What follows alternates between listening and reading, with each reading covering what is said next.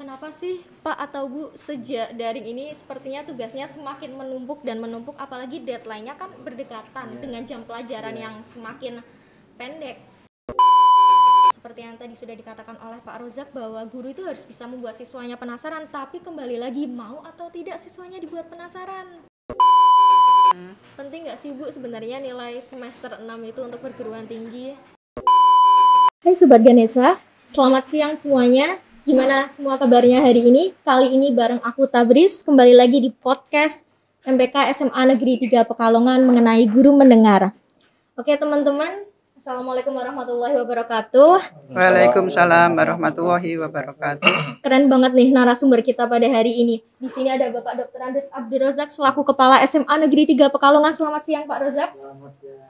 Kemudian ada Bapak Edi Elsama selaku Wakakurikulum SMA Negeri 3 Pekalongan. Selamat siang Pak Edi. Selamat siang. Dan ada Ibu Tati Orbaningsih selaku tim atau perwakilan dari guru-guru. Selamat siang Ibu Tati. Selamat siang. Oke teman-teman. Jadi spesifikasi kita pada siang hari ini adalah mengenai bidang kurikulum, yang mana di dalam ranahnya sendiri terdapat dua aspek, yaitu antara siswa dan guru. Kita semua mengetahui bahwa di dalam pandemi ini ada efek yang sangat besar secara global, yaitu terdapat pada 8 bidang. Apa saja itu? Itu ada politik, ekonomi, sosial, budaya, kesehatan, pendidikan, bahkan infrastruktur dan teknologi. Pendidikan yang dilaksanakan pada masa pandemi seperti ini tentunya secara daring, alias tidak dapat dilaksanakan secara tatap muka. Nah, saya sendiri ingin mengetahui nih, gimana sih kalau metode pembelajaran jarak jauh yang dilaksanakan di SMA Negeri 3 Pekalongan? Mungkin bisa dimulai dari Pak Edi terlebih dahulu ya.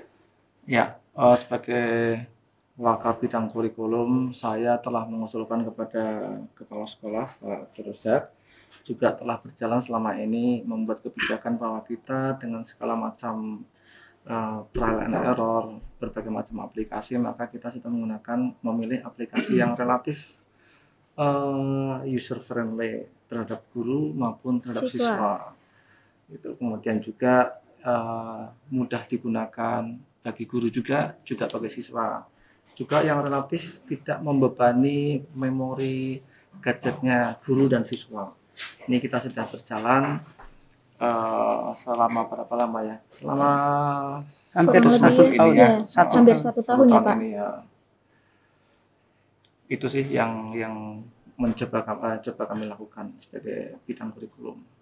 Nah, kalau dari Pak Rozak sendiri gimana nih Pak tanggapannya tentang metode yang sudah dilakukan?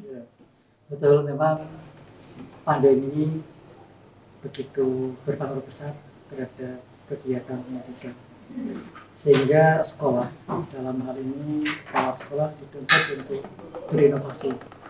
Bagaimana pandemi harus ada dua hal yang harus diupayakan. Satu adalah keutamaan keselamatan, kesehatan seluruh warga, tapi kegiatan pendidikan tetap berlangsung. Kemudian ada salah satu cara yang dianggap soft dan barangkali berisiko kecil terhadap penyebaran COVID, yaitu dengan daring. Yang disampaikan Pak Edi itu tidak sekonyong-konyong seperti itu berproses karena pandemi ini memang tiba-tiba. Iya, betul. Sehingga pelaksanaan kegiatan belajar mengajar dengan jarak jauh atau daring itu memang kita awalnya adalah tidak memiliki platform. Butuh adaptasi yang tidak mudah. Ya. Kemudian sebagai langkah inovasi dari sekolah, dalam ini saya memberdayakan seluruh SDM yang ada di SMA Negeri Pekalongan, dan kebetulan yang saya ajak tentu adalah kurikulum. Kebetulan sekali Pak Edi adalah memang berlatar belakang TIK, sehingga beliau saya minta bagaimana untuk bisa mengupayakan supaya di dalam daring yang sudah dilaksanakan pada awalnya itu ada beberapa hambatan. Ya, salah satunya disampaikan oleh Pak Edi. Pak Edi terus mencari bagaimana agar ada platform yang bisa ramah terhadap anak, memudahkan seluruh aspeknya. Begitu. Tapi ini tidak berhenti di sini. Kita tetap terus berproses karena yang teman-teman rasakan juga sampai hari ini kan kayaknya persoalan PJJ ini masih bermasalah ini. Iya, betul. Makanya podcast ini ya upaya juga bagi Iya. kita semua ya untuk Untuk kerjasama menguak keluh bagaimana bisa membangun satu format ya PJJ di SMA 3 yang kira-kira bisa mengakomodasi ya seluruh kepentingan yang ada. Kiranya seperti itu loh. Nah, ini kebijakan yang sudah dilaksanakan oleh sekolah ini memang sudah yang paling efektif dan paling efisien mungkin ya, teman-teman. Kemudian kalau dari Ibu Tati sendiri, gimana sih Bu sistematika atau pembagian jam pembelajaran selama PJJ ini di SMA 3 Pekalongan? Ya, untuk pembagian jam ya, untuk yang biasanya kalau tatap muka itu butuh waktu pembelajaran dari jam 7 pagi sampai jam setengah 4 sore kita tatap muka, tapi karena kondisi yang pandemi seperti ini kan kita tidak diperbolehkan tatap muka, sehingga dengan adanya PJJ atau daring ini jam pelajaran jelas harus dikurangi. Nah, yang diterapkan di SMA 3 itu untuk 1 jamnya hanya 25 menit. Sehingga kalau satu hari itu ada 10 jam pelajaran. Untuk pagi jam 7 itu akan berakhir sampai dengan jam 11.15 menit. Jadi belum duhur sudah selesai ya Bu ya. Meringankan lah seperti Gimana itu. nih Bu, selama Ibu mengajar, kira-kira cara penyampaian materi kepada siswa-siswinya bagaimana Bu, kalau saya boleh tahu? Ya, sebetulnya awalnya kami mengalami kesulitan juga. Karena yang biasanya kita tatap muka kan tidak perlu mempersiapkan teknologi. Paling tidak IT gitu, untuk kami terutama yang sudah mulai lanjut usia ya, betul, yang Bu. sudah tua-tua, guru kami yang tua itu, termasuk kami, termasuk saya ini, ya memang harus banyak belajar, Mbak. Iya, karena Jadi, kan ada keterbatasan juga iya. ya Bu. Alhamdulillah untuk kurikulumnya ini dari IT, Pak Edil sama, ini jadi banyak membantu kami. Khususnya untuk bagaimana cara kami atau guru-guru itu bisa menjelaskan ke siswa tanpa harus ketemu. Nah, yang awal kami lakukan adalah lewat Classroom, Google Classroom. Google Classroom masih belajar waktu itu. Iya. Sampai HP pun kan harus yang paling tidak HP-nya yang memadai ya Bu. memadai lah, yaitu lah sampai belajar dulu sampai akhirnya kami bisa. Kemudian itu kita coba, alhamdulillah sih memang waktu itu sebelum pandemi itu sudah kita coba Pak Edi ya. Nah, alhamdulillah itu sudah mulai mengenal Google Classroom. Jadinya kan tidak terlalu asing ya Pak. Iya, ini salah satu yang mencoba dulu. Mencoba dulu. Jadi alhamdulillah sudah mulai kenal dulu. Sehingga setelah ada pandemi harus daring, kita sudah mulai familiar. Awalnya ya mungkin begitu Pak. Termasuk harus beli HP baru. Iya, seperti itu, seperti itu Mbak.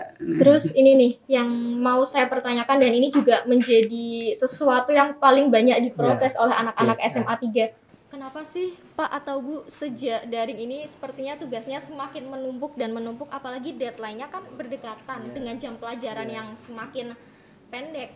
Mungkin bisa dari Bapak Kepala Sekolah dulu. Nah begini, jadi masalah daring ini yang kita pikirkan tidak hanya sekedar tool atau tadi ya media pembelajaran jarak jauhnya, tapi sebenarnya juga kita berpikir tentang dimensi konten kurikulum. Maka di kurikulum pun ada semacam kurikulum penyederhana, kurikulum yang disederhanakan lah begitu. Ini sehingga kita pilih guru-guru, kita minta untuk bisa pinter atau cerdas dalam memilih materi-materi yang esensial lah begitu. Iya. Kemudian dituangkan dalam kegiatan belajar mengajar. Begitu. Kemudian terkait dengan tadi ya tugas yang semakin menumpuk dengan deadline yang berdekatan. Kalau tugas mestinya kita harus menyamakan persepsi apa sih fungsi dari tugas itu. Di dalam konsep Merdeka Belajar ya, di mana anak dituntut untuk bisa kritis ya, bisa kreatif begitu. Memang di dalam kegiatan belajar itu anak harus dihadapkan pada sesuatu yang menantang, sesuatu yang kira dia penasaran. Iya. Nah, maka sebagai upaya guru dalam rangka membangkitkan atau membangun semangat mereka untuk belajar itu adalah dengan penugasan lah begitu. Namun guru pun harus tahu juga ya terkait dengan tugas ini. Jadi tugas itu tidak semata-mata adalah untuk penilaian. Hanya untuk- Nah, yang ya. kemudian harus dikerjakan saat itu juga. Tapi intinya tadi fungsinya seperti itulah. Sehingga kemudian penyusunan soal dalam tugas itu sendiri harus mengacu pada tujuan pembelajaran supaya tidak melenceng lah begitu. Kira-kira seperti itulah. Jadi ini mohon di acara podcast ini bisa didengar juga oleh guru-guru ya. Nah, saya kira guru SMA 3 bisa mendengar lewat podcast ini apa yang disuarakan oleh anak-anak. Iya teman-teman, jadi sebenarnya tugas itu tidak hanya semata-mata untuk di dalam lingkup sekolah, tapi juga berguna di depan gerbang sekolah atau di lingkup lainnya. Seperti yang tadi sudah dikatakan oleh Pak Rozak bahwa guru itu harus bisa membuat siswanya penasaran, tapi kembali lagi mau atau tidak siswanya dibuat penasaran. Nah, kemudian untuk Bu Tati saya mau tanya, Bu, ini kan banyak ya tugas di SMA 3 yang tugasnya itu berbentuk video atau rangkuman. Nah, terutama bagi anak kelas 12 dirasa itu tugasnya tidak terlalu penting karena tidak menuju pada maksimalnya pencapaian pembelajaran. Terus bagaimana nih tanggapannya Ibu mengenai tugas tersebut? Kalau Apalagi nih Bu, fasilitasnya kan kadang beberapa anak tidak memadai. memadai. Nah, itu yang perlu Iya. diberi tanggapan lah. ya kalau menurut saya sebetulnya guru itu istilahnya memberi tugas itu tidak asal memberi tugas. Pada umumnya seperti itu. Iya. Jadi guru itu pasti punya tujuan. Ini saya kasih tugas untuk apa? Karena kan kita tahu bahwa yang namanya penilaian itu kan ada penilaian pengetahuan, ada penilaian keterampilan dan sikap. Mungkin kalau dalam pandemi seperti ini untuk sikap mungkin agak sulit ya. Tidak terlihat Nah, ya Bu tidak ya. terlihat mungkin, Apalagi untuk anak-anak yang baru diajar. Iya, apalagi yang Kelas 10 ya. nggak Iya, kenal, kelas 10 baru gitu. masuk kan. Belum pernah melihat wajahnya kan. Nah, tapi kalau untuk keterampilan itu penting. Jadi kalau pengetahuan kan kita dari akademik ya, mungkin dari ulangan-ulangan. Tapi kalau dari segi keterampilan memang pemberian tugas itu termasuk bagian yang sangat penting. Hanya ini kalau ditanyakan khusus untuk anak kelas 12 ya. Kelas 12 ini ada program atau ada kegiatan ujian praktek. Ada ujian sekolah juga ya Bu. Iya, di semester 2 ini kan anak kelas 12 ada jadwal atau ada kegiatan ujian praktek, ada ujian tulis. Nah, yang ujian praktek itu memang beberapa mata pelajaran berhubungan dengan ya seperti mungkin seni budaya, kemudian seperti bahasa Inggris. Ini kalau misalkan membuat videonya itu sesuai dengan kontennya dan memang ini untuk penilaian ujian praktek, kalau menurut saya ya itu sah-sah saja. Yang penting dapat meningkatkan skill anak tersebut ya Iya, Bu ya. dan yang pasti itu harus dikomunikasikan dengan siswa jauh-jauh hari sehingga ada persiapan lah dari siswa itu biar tidak terlalu waktunya kok semakin mepet, sudah mau ujian ternyata tugasnya masih belum terselesaikan. Lah ini mungkin memang butuh pengaturan waktu. Jadi yang penting adalah komunikasi antara guru dengan siswa harus diatur sejauh mungkin, selama mungkin ya. Jadi kalau SMA 3 ini kan kemarin untuk ujian praktek sudah mulai disosialisasi mulai Januari. Jadi ada waktu lah mestinya Untuk seperti mempersiapkan itu. fasilitas-fasilitas yang Awal dibutuhkan semester ya, Bu. itu bahkan sudah pernah diberitahukan ke siswa, khususnya mungkin kalau yang seperti buat video. Tapi kalau yang di luar itu, saya kira ya tugas-tugas ya enggak masalah, asal tetap tadi sesuai Terbobot dengan ya, Bu. kontennya dan memang tujuannya itu tercapai. Iya betul Seperti sekali. itu, Mbak. Kemudian ada juga nih yang menjadi masalah untuk siswa-siswa. Kenapa sih kok kita kelas 12 yang sudah semester 6 ini tidak difokuskan untuk materi ujian sekolah ataupun UTBK? Kan itu kan berguna Pak atau Bu untuk perguruan tinggi atau untuk jenjang selanjutnya lah. Kenapa maksudnya masih saja diberi tugas-tugas padahal berdasarkan survei lebih dari sekitar 70% anak tuh mengharapkan bahwa kita tuh bisa mendapatkan materi atau minimal latihan soal yang berkaitan dengan UTBK maupun ujian sekolah. Mungkin dari Saya kali ya. Waka kurikulum dulu ya. Tetap Riz. Ini apa ya? Susah semua sebenarnya. Kalau kita bicara masalah susah, guru susah, siswa juga jadi susah. Tapi kalau kita fokus pada kesulitan masing-masing, maka tidak akan pernah bergerak Nggak maju. bisa kalau gitu adu ya. nasib terus ya Pak. Ya, maka saya sebagai pembantu kepala sekolah yang membidangi kurikulum entah disadari atau tidak sadari sebenarnya menggiring teman-teman guru, Bapak Ibu guru itu untuk mengubah perilaku, sehingga yang pertama ada seorang guru yang menyampaikan begini, ini hasil kemarin ya. Iya. Pak, dia butuh dokumen tertentu tentang kurikulum. Pak, kenapa sih nggak dimasukkan ke Google Drive bersama saja? Pak Edi bangkanya bukan main itu. Kenapa? Artinya guru senior sudah mengandalkan teknologi itu. Iya, betul. Hanya yang tidak bisa dijangkau oleh Pak Edi atau juga teman-teman guru yang lain adalah ke anak.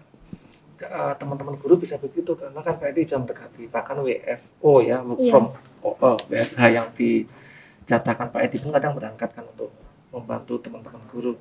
Tapi kalau siswa, saya setiap manusia butuh bantuan, kadang-kadang tidak dari jarak jauh. Iya, harus Ya secara kan? langsung kan Pak. Dan bukan masalah materi loh, Iya, masalah betul. materi, masalah perilaku juga. Nah itu yang sesungguhnya kalau mau diakui sulitnya di situ, di perilaku.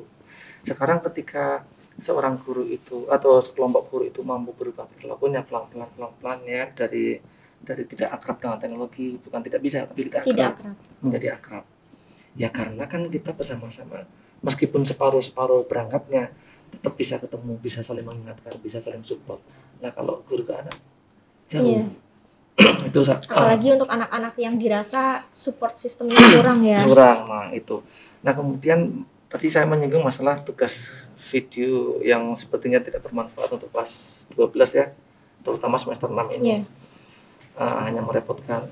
Saya yakin yang membuat merepotkan bukan tugasnya semata, tapi karena kebiasaan anak yang sudah 1 tahun berada di rumah, stay at home. Saya yakin juga buka handphone mengikuti kalau yang mau ya itu sambil rebahan. Kalau yang ikuti itu sudah terbiasa semacam itu, sehingga bangkit membuat sesuatu yang sebenarnya mungkin mudah, jadi terasa susah. Nah itu perilaku yang Pak Edi khawatir banget. Saya sering curhat sama Pak Ruslan. Pandemi ini mengkhawatirkan ketidakmampuan siswa akan akademik, iya. Khawatir tentang kesehatannya, iya. Tapi lebih lagi ke psikisnya anak. Perubahan perilaku jelas sekali. Karena Pak Edi juga punya anak yang seusia SMA. Perilakunya menjadi pemarah karena ketika lagi asik, kan game jelas nggak terkontrol kan? Iya betul Pak. Ya kan tiba-tiba diminta tolong ini, jadi pemarah dia kan gitu kan. Meskipun tidak semua, tapi rata-rata pasti berubah perilakunya ke menurun gitu. Perilakunya bukan akademiknya. Berarti intinya tergantung bagaimana siswanya ya. Kalaupun tugas video ataupun rangkuman itu sebenarnya tidak membebani, hanya saja kalau bisa dilakukan saat itu juga atau tidak lama setelah diberikan tugas, kenapa harus ditunda-tunda? Ya, dan saya yakin siswa itu sangat gampang mengerjakan itu. Saya yakin menguasai itu. Hanya bangkitnya untuk memulai itu susahnya yang susah ya Pak. Sudah 1 tahun apalagi hanya berasaskan tidak memadai fasilitasnya. Itu karena kalau tidak memadai, SMA 3 menyediakan pinjaman tablet Pak ya, sudah disiapkan begitu banyak, atau ada berapa unit itu 80 kalau nggak salah, banyak banget, dan itu pun yang dipinjamkan hanya sedikit. Artinya anak-anak tidak ada alasan untuk itu. Kalau sampai tidak pinjam berarti kan mampu. Iya betul. Kuota juga disediakan. Kuota dibantu juga oleh sekolah. Kadang juga dari pusat Pak ya, dari pusat ada, dari sekolah juga. Kadang-kadang ada juga ketika memang dibutuhkan mendesak. Kemudian juga apa tadi ya, masalah tugas rangkuman itu bagaimana Pak? Tugas rangkuman apa itu? Kalau semisal gurunya hanya sering memberikan tugas rangkuman, jarang memberikan latihan soal. Nah itu juga yang tidak bisa direngkuh ketika ada workshop, ada IHT, in-house training ya terhadap teman-teman guru. Itu sudah ada pesan, tapi ketika dia memulai melakukan pekerjaan itu, nah itu kan juga tidak bisa direngkuh langsung oleh bahkan oleh pimpinan kan, karena itu ranah dia. Kalau dievaluasi bisa, tapi ketika dia masuk di dalamnya jam itu kan hanya guru dengan anak kan, ranahnya guru dengan anak, nggak bisa ngurusui gitu kalau bahasa Pekalongan kan gitu. Dan ada lagi ini, sepertinya saya mendengar dari Pak Rusak ya, Pak Kepala Sekolah, masalah kenapa sih nggak fokus kepada UTBK yang lebih bermanfaat atau ujian sekolah? Tidak usah khawatir Pak Tabris, karena Pak Rosak sebagai pimpinan juga tidak menutup mata tentang hal itu, dan alhamdulillah diajak diskusi mudah, enak lah gitu ya. Jadi termasuk ini ada rencana untuk ke situ Jadi tidak sudah. mungkin ya kalau nggak ada kebijaksanaan Nggak. yang diberlakukan. Dan itu nanti bagus deh, makanya ini nanti insya Allah saya minta izin sama Rosel, nanti mudah-mudahan diizinkan saya ingin ketemu dengan anak-anak langsung kelas 12 secara bertahap. Untuk apa? Untuk bukan masalah UTBK-nya, bukan masalah apa rencana di belakang itu yang seperti diinginkan anak-anak. Iya. Ini akan direalisasikan, tapi Pak Edi ingin nge-move, bener nggak sih? Ayo dong Pak Rosel ini selaku kepala sekolah sudah mau merealisasikan ini dalam waktu dekat ini. Iya. Nah, ayo dong kitanya dibangkitkan. Hanya saja anak-anaknya gimana nanti responnya mereka. Iya, jadi kalau mau gue beli gitu, katanya begitu ya. Nah ini Pak Rusek mau ngebeli maunya anak-anak maksudnya. Iya. Nah, ayo anak-anaknya bangkit. Gitu. Ya, Pak Kadris, pertanyaan itu sangat menarik dan menjadi informasi yang menurut saya itu penting. Artinya pertanyaan itu kalau saya tangkap, saya maknai bahwa anak-anak menginginkan ada semacam peningkatan kemampuan untuk mengikuti UTBK. Iya. Karena tadi kan keresahannya kenapa sih guru-guru tidak menyiapkan itu gitu kan? Tidak maksimal Ya, ibaratnya. tidak maksimal gitu ya. Ini informasi yang membuat saya termotivasi untuk intervensi. Karena memang pada awalnya saya ragu juga terhadap semangat anak-anak kelas 12 khususnya. Karena beberapa pengalaman tahun yang lalu, mungkin Bu Tati masih ingat, saya setiap tahun selalu berinisiatif untuk menyelenggarakan kegiatan. Kalau dulu kan ada UNBK ya. Iya. Kalau UNBK kan anak-anak kan kayaknya kegiatan kelas 12 itu kayak Jam tambahan. jam tambahan kok tryout dan berhenti begitu lain-lain. anak-anak sementara. Lalu kita coba untuk mengadakan ya semacam pembelajaran jam tambahan tapi khusus untuk menghadapi UTBK. Awalnya anak-anak yang meminta pada saya ya mengajak teman-temannya untuk mengikuti itu, tapi tidak optimal. Jadi lambat laun akhirnya habis sendiri. Berkurang. Akhirnya saya agak kecewa juga karena waktu itu sudah saya siapkan anggarannya, tapi tidak efektif. Inilah yang menjadi kekhawatiran saya untuk melaksanakan satu kegiatan yang khusus menyiapkan UTBK. Takutnya sudah dipersiapkan Ya, ternyata gitu, tidak ya. dipakai Ya, dengan ya. baik. Kemudian yang kedua, saya juga melihat kecenderungan anak-anak kelas 12 khususnya anak SMA 3 Pekalongan. Mereka setelah selesai di SMA 3 persentase ke PTN-nya kayaknya tidak sebesar di sekolah tertentu lah begitu. Iya. Karena mereka juga ada yang kerja, ada yang ke Swasta atau ke swasta, kedinasan. begitu loh. Nah, tapi ini informasi ini bahwa ternyata untuk LPMPT ya itu memberikan informasi bahwa STAN ya itu sudah kerjasama dengan LPMPT ya bahwa nanti salah satu masuk STAN itu menggunakan hasil LPMPT lah. Iya, gitu. dari hasilnya. Karena hasilnya UTBK kan tidak seperti tahun lalu ini ada perubahan ya. Kalau tahun lalu kan hasilnya diumumkan. Langsung diumumkan, ini langsung tidak. skornya berapa Iya. gitu. Kalau sekarang kayaknya informasinya ada gitu. Nah, kemudian saya dengan Pak Edi kalau memang kita fokus kepada peningkatan kompetensi anak untuk bisa UTBK, ayo kita buat tapi komunikasinya dengan anak-anak. Jadi Kita tidak punya- sia-sia iya, juga. Kita punya waktu kira-kira 1 bulan nih Pak. Sekitar ya. 1 bulan. Tanggal berapa itu? Tanggal 12 April. 12. 12 April. ya. 12 April untuk yang gelombang pertama sampai tanggal berapa itu 19 ya gitu ya. Nah, jadi masih ada waktu 1 bulan. Oke lah, coba saya melalui podcast ini mengajak anak-anak kelas 12 untuk bisa memanfaatkan fasilitas ini dengan baik kesempatannya. Nanti mungkin akan tadi ada kaitannya dengan Pak yang disampaikan Iya, tadi, tentu. ketemu dengan kelas 12 itu dalam rangka ya seperti itu. Jadi kan langsung dari hati ke hati Iya. tersampaikan. Ini tak tambah sedikit Mbak Boleh. Bella, ini masalah kelas 12 kayaknya penting banget ya. Iya. Jadi kelas 12 anak-anak itu tidak ya boleh risau ya karena kan memang tidak tahu ya. Nah, Iya. kalau sekarang sudah tidak perlu risau lagi. Kalau kalian melihat SMA yang lain, oh SMA lain ada seperti ini untuk persiapan ini persiapan itu, kenapa sih kita kok diem toh gitu ya. Jangan khawatir, kita bukan diam di belakang kalian, tentunya semua, tapi kita bicara masalah tim kurikulum itu terus gonta-ganti pemikiran. Kenapa sih nggak itu saja itu, karena bukan cara yang SMA lain itu jelek, enggak, mereka mungkin pas di lingkungan mereka.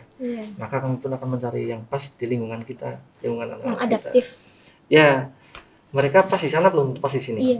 Nah, oleh karena itulah kami juga berusaha untuk memikirkan kebiasaan anak-anak di sini dan seterusnya. Anak-anak kita hebat loh, anak hebat. Hanya karena kasus pandemi stay at home terlalu lama, nah itu jadinya akan mengubah ada perubahan perilaku. Dan saya yakin luar biasa SMA 3, apalagi kalau di luar akademik ya. Ada apa tuh pas tiganya, apalagi ada podcast yang macam-macam, kreativitasnya luar biasa. Nah, ini juga itu. Ini tidak sangat khawatir sekarang, ya sedang diproses. Iya betul. Saya juga nambahkan ya, Mbak ya. Ini saya selaku guru pengajarnya, jadi bahwa di semester 2, semester 6 khususnya untuk anak kelas 12 ya, bahwa schedule kegiatan untuk SMA 3 ini harus dipahami anak juga. Jadi bahwa untuk Januari Februari kita sudah lewat, itu khusus untuk mapel pembelajaran yang daring itu sudah gampangannya guru itu harus menyelesaikan materi itu. Lah ini kan tinggal Maret kemudian April. Nah, bahwa untuk ujian sekolah itu akan dimulai tanggal 28 apa 9 29 ya, 29 Maret kan tinggal berapa hari lah, mungkin tidak ada 2 minggu. Maka saya selaku guru pengajar juga memohon kepada anak-anak untuk persiapkan sebaik-baiknya ya, dimaksimalkan waktunya. Kalau yang kemarin masih senang santai-santai itu harus sekarang sudah mulai bangkit lagi, bukunya mulai ditata lagi, dilihat bahwa untuk guru-guru banyak yang ini melaksanakan jam tambahan, tapi istilahnya jam tambahan tapi bukan tatap muka, bentuknya daring masih seperti itu untuk latihan-latihan soal. Karena kita akan menjelang ujian sekolah. Nah, kalau kita memaksimalkan pembelajaran pada latihan soal untuk ujian sekolah, itu sebetulnya sudah satu bagian dari UTBK. Sudah satu bagian belajar lah seperti itu. UTBK tetaplah ada materi UTBK SMA. Itu di dalamnya adalah materi-materi SMA, bahkan dari semester 1 sampai semester 6. Nah, kalau itu sudah dikuasai, berarti dapat 2. Yang satu untuk ujian sekolahnya nanti lancar, kemudian nanti untuk UTBK-nya juga bisa masuk seperti itu. Jadi anak tidak harus mengesampingkan ujian sekolah tapi memikirkan UTBK tok, maka harus dua-duanya jalan semua. Itu pesan saya sebagai guru, pengennya anak-anak bisa sukses semua, karena memang betul Pak, anak kelas 12 sekarang ini pintar-pintar sebetulnya Pak. UTBK sama ujian sekolah itu satu jalur belajar. Hanya saja kalau UTBK dia tetap pikirannya soal hotsnya lebih dari ujian sekolah. Iya betul. Tapi untuk bisa lewat yang hots kan harus lewat yang low dulu. Ada yang ini Mbak, ada yang bertahun-tahun, termasuk ketika saya mengajar, gitu kan. Ada yang sering salah strategi menurut saya. Jadi ketika jenjang itu kan, kalau mau ke SMP kan SD dulu, harus lulus, baru SMP. SMP mau ke SMA, dari SD mau ke SMA nggak bisa, harus lewat SMP dulu. Nah, ketika SMA mau ke perguruan tinggi harus lulus dulu. Tapi ketika masuk semester 2, siswa saya dulu tapi sampai sekarang kayaknya ya. Sampai sekarang fokusnya pada perguruan tinggi. Lulus itu belum karuan. Itu salah langkah gitu loh. Salah langkah persiap loh, tapi itu syaratnya begini. Boleh betul, tapi ini jangan ditinggal. Jangan ditinggal. Sekarang ketika suatu hari rumahnya di sekitar Jalan Kusalim, ketika hendak berangkat ke Bandung itu ITB Pak, apa ITB ya? Iya ada ITB. ITB. Ya. Itu ketika hendak masuk di mapel saya, minggu depannya ketemu saya nggak marah, cuma saya nanya, kamu mana? Saya ikut ini Pak, gini. Kamu lulusnya belum?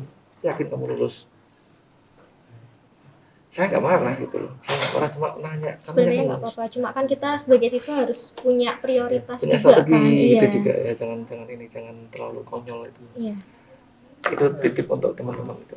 Tapi gini Pak, kalau saya kira memang SMA 3 khususnya untuk kelas 12 memang perlu diberikan pengalaman untuk mencoba soal-soal tingkat UTBK, sekaligus nanti hasilnya dianalisis ya, dan hasil analisis itu nanti ada semacam laporan atau report lah begitu. Oh ternyata bolongnya masih di mana begitu. Misalnya ada mapel kimia, kok mapel kimia yang kira-kira kurang optimal gitu. Nanti Nanti itu yang dioptimalkan. Nah itu yang sedang Ya. Pak Rosdak Iya. rencanakan beberapa hari ke depan. Insya Allah ya, doakan semuanya baik-baik saja dan respon siswa juga baik-baik saja, Amin. merespon dengan positif gitu ya. Karena dari situ nanti ada apa ya, ada report yang menyampaikan bahwa tidak hanya oh nilai kamu sekian, enggak, tapi ada keterangan kelemahan kamu di mana. Dan minggu depan jam mulai itu Pak. saya pengennya dalam waktu ini, tapi saya ingin ketemu anak-anak dulu. Iya, tinggal dikonfirmasi bagaimana. Iya. Kemudian dari hal tersebut saya pengen tahu, mungkin dari Bu Tati dulu ya selaku guru yang mengajar, penting nggak sih Bu sebenarnya nilai semester 6 itu untuk perguruan tinggi? Ya, kalau bilangnya penting apa tidak ya kalau menurut saya ya penting. Karena apa? Karena untuk bisa mencapai perguruan tinggi itu kan harus menyelesaikan semester 1 sampai dengan semester 6 Iya. dan itu juga menjadi bagian atau syarat kelulusan. Syarat kelulusan itu satu harus menyelesaikan seluruh program pembelajaran dari semester 1 sampai dengan semester 6. Lah dibuktikan apa? Dibuktikan dengan nilai rapor. Sehingga nilainya itu harus ada. Nah, tetapi kalau mungkin berhubungan dengan perguruan tinggi yang hubungannya dengan SNMPTN ya, itu kan sampai 5 ya, yang Bu. dimasukkan hanya nilai semester 1 sampai 5. Tapi kan kebutuhan di SMA-nya tetap harus sampai semester harus 6. semester sampai semester 6 seperti itu gitu maksudnya. maksud saya. Jadi Iya. tetap ya harus merasa penting kalau menurut saya seperti itu. Karena kan itu juga akan menggali bakat dan minat kita juga Iya. kan. Ya apalagi kalau misalkan anak itu dari semester 1 sampai semester 5 itu dapat peringkat 10 besar. Kok di semester 6-nya nanti kok nilainya karena tidak perhatian atau tidak mau belajar, akhirnya nilainya jelek, jatuh kan secara ini loh. Kalau misalkan saya sebagai siswa, saya lihat nilai saya naik terus, peringkat terus, tiba-tiba semester 6 kan tetap Kan eman-eman ya, ya maksudnya seperti itu. Gitu. Kalau pertanyaannya untuk perguruan tinggi penting atau tidak, dimundurin deh. Kalau untuk ke perguruan tinggi ya nggak penting karena nggak dihitung. Tapi untuk menuju ke perguruan tinggi harus lulus dulu, Iya. ya kan? Harus Jadinya lulus dulu. kan Jadi ini tetap penting. penting. Jadi menjadi penting kan. Apalagi nanti ketika sudah seperti seusia Bu Tati, seusia saya atau nggak usah lah ke bawah dikit. Kita buka-buka, kita sudah sarjana gitu ya, sudah S1 misalnya, kadang ngobrol-ngobrol, ininya malah nilainya jelek kan gitu nggak enak. Iya, Nggak betul. enak dan hanya 1 semester kan nggak enak banget gitu. Kemudian nih yang menjadi permasalahan juga kan kita pembelajaran secara daring, otomatis pasti penyampaian materi kalau dikatakan maksimal banget nggak mungkin juga ya Pak.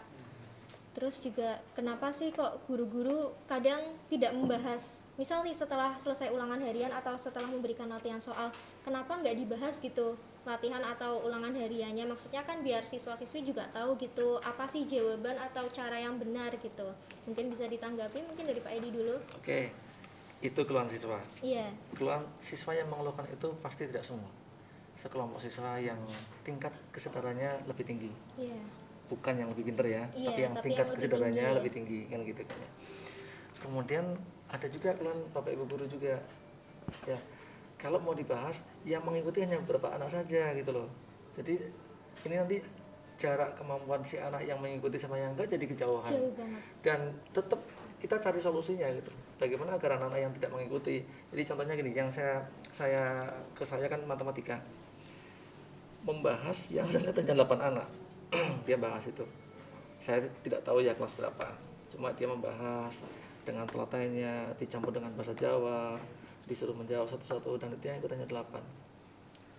Nah, itu guru juga punya pertanyaan juga sih, kenapa sih anak yang lain nggak ikut, padahal saya pingin ketemu. Kalau soal kan mungkin hanya teks ya. Iya. Ketika membahas kan dia live si Tapi Bapak Ibu kok guru. anak-anaknya nggak ada. Anaknya hanya 8 anak. Ya, jadi anak-anaknya mempertanyakan, Bapak Ibu gurunya juga mempertanyakan. Pertanyaan juga Iya, gitu. betul itu. Nah, maka Bapak Ibu guru saya ajak untuk jangan pernah berhenti karena anak-anak semacam itu, terus berinovasi bareng-bareng, belajar bareng-bareng. Ya, Pak Edi juga belajar. Makanya teknik-teknik menyampaikan materi juga terus sampai sekarang terus dipelajari terus. Nah, perkara anak seperti itu ya itu kembali ke karakter ya. Jauh jadi nggak terjangkau gitu.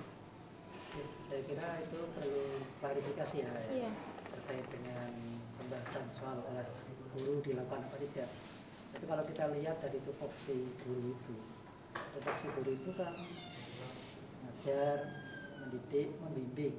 Nah, di sini konteks membimbing itulah sebagai tupoksi guru yang harus dilakukan. Saya kira guru sadar benar bahwa membimbing anak yang kesulitan belajar itu adalah bagian daripada tugas pokoknya. Kewajiban. Maka kayaknya guru yang profesional dan di SMA 3 Pekalongan semuanya profesional, memahami itulah. Nah kemudian kalau ada terjadi tadi ya atas pertanyaan tadi itu kita perlu klarifikasi. Kira-kira nanti perlu kita kita rumuskan apa sih yang sebenarnya dikehendaki oleh anak dan bagaimana nanti bentuk layanan guru itu perlu dikompromikan begitu. Jadi saya sangat sangat begitu perhatian dengan kondisi kayak gini dan saya klarifikasi. Jadi sebenarnya mengharapkan adanya layanan dari guru, tapi juga mengharapkan adanya respon dari siswa-siswinya ya. Tapi saya yakin guru SMA 3 sudah memahami tupoksinya, karena itu adalah ranah guru dalam membimbing kesulitan belajar. Mungkin Bu Tati mau menambahkan atau tidak? Bisa ini. Jadi memang betul. Sebetulnya memang setiap guru itu kalau memberi tugas atau memberi latihan soal, ya selalu pengennya membahas, Mbak, itu pasti.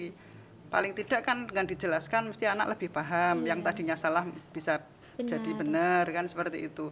Tapi betul tadi yang sampaikan Pak Edi ataupun Pak Rozak, kadang-kadang kita sudah berupaya semaksimal mungkin ya membuat soal terus memberikan ini, tapi ternyata tanggapan siswa itu kurang. Ya, mungkin tidak maksimal lah seperti itu. Jadi misalkan kita harus bahas pakai Google Meet, mungkin yang hadir tidak bisa maksimal, sehingga kita kadang mikir lagi anak-anak yang tidak ikut ini kira-kira Kemana? paham enggak kemana Responsif anaknya, terus nanti bagaimana bagaimana? ya, apakah dia nanti mau bertanya dengan temannya yang bisa. Jadi kadang dilema gitu, maksudnya guru tuh pengennya anaknya paham, pengennya anaknya bisa, tapi setelah diminta meet ya kan untuk menjelaskan kan harus meet, itu seperti itu malah nggak masuk atau nggak hadir. Cuma kalau memang dia permasalahannya mungkin karena internetnya dan sebagainya, kita maklumi. Tapi kalau yang mungkin tidak ada Sebenarnya izin bisa apa-apa, hanya saja tidak tahu anaknya kemana. nah itu tidak ada izin sama sekali lah, itu kadang wah ini anak menyepelekan apa tidak, kadang kan gurunya juga begitu. Jadi harapan saya ya kalau apalagi ini untuk anak kelas 12, mumpung masih ada waktu kesempatan dimaksimalkan. Kalau ada memang guru meminta untuk meet ya diupayakan untuk bisa ikut, karena apa? Ini waktu kan tinggal beberapa hari untuk menjelang ke ujian sekolah kemudian UTBK kan, dan kelas 12 itu waktunya sangat sempit. Berdekatan waktunya. Dan Iya, jadi harusnya sering diulang guru, basicnya guru itu gatel ingin menerangkan ketika nilainya jelek. Iya. Gatel itu loh, pengennya Iya, Pasti. tapi itu menjadi luntur ketika setiap hari itu yang datang 7, respon 8, anaknya 9. kurang gitu Apalagi seperti yang itu. ternyata yang datang itu anak-anaknya sudah paham gitu. Iya, Sudah biasanya bisa. yang banyak bertanya itu Tapi malah sisi yang lain sudah paham. ada sisi lain dari siswa. Ada siswa yang bolak-balik ke SMA. Ya tidak harus ke Pak Edi ya, mungkin ke yang lain juga. Nah itu juga anak-anak yang aktif itu Pak Edi kadang-kadang terharu. Ini posisinya membahayakan situasi pandemi Pak Rozak ya. Tapi dia karena khawatirnya. Kalau ke Pak Edi biasanya karena Pak Edi nggak ngajar ya, jadi biasanya hanya keluh kesah tentang kurikulum gitu Pak. Itu Pak Edi terharu loh. Ya saya acungi jempol untuk anak-anak yang kayak gitu. Dia Karena mereka peduli. tetap berusaha Dia peduli untuk ya. mencapai target Minimal pembelajaran. pada dirinya sendiri dia peduli. Iya. Dan tidak sedikit kok, cukup banyak. Hanya ini mungkin ya situasinya masih semacam ini. Ayo anak-anak sama teman-teman guru juga bersama-sama bangkit, jangan lengah, tetap jaga kesehatan juga. Ini kayaknya hanya situasi semacam ini memang agak susah semua. Karena dasarnya SMA 3 juga hanya keren-keren, tidak kalah dengan yang lain. Jadi sebenarnya gurunya ada keterbatasan teknologi, siswanya juga bilangnya ada keterbatasan kapasitas dalam menerima materi pembelajaran. Jadinya sama-sama susah. Mungkin Pak Rozak mau nambahin sebelum podcastnya diakhiri? Ya, gini ya, kita semua tahu pandemi ini semuanya ada kesannya seperti mengeluh ya, semuanya mengeluh ya. Tapi sebenarnya nggak tepat kalau kita mengeluh. Kita cari solusi secara bersama. Karena apapun yang dikehendaki oleh siswa akan bisa melayani guru kalau kemudian ada kontribusi positif dari siswa untuk bisa membantu guru di dalam Menyampaikan materi ya. gitu. Demikian pula guru. Guru saya kira harus lebih peduli. Ternyata kita harus tahu juga yang namanya anak itu kan tidak seragam karakternya, kesulitan juga nggak seragam.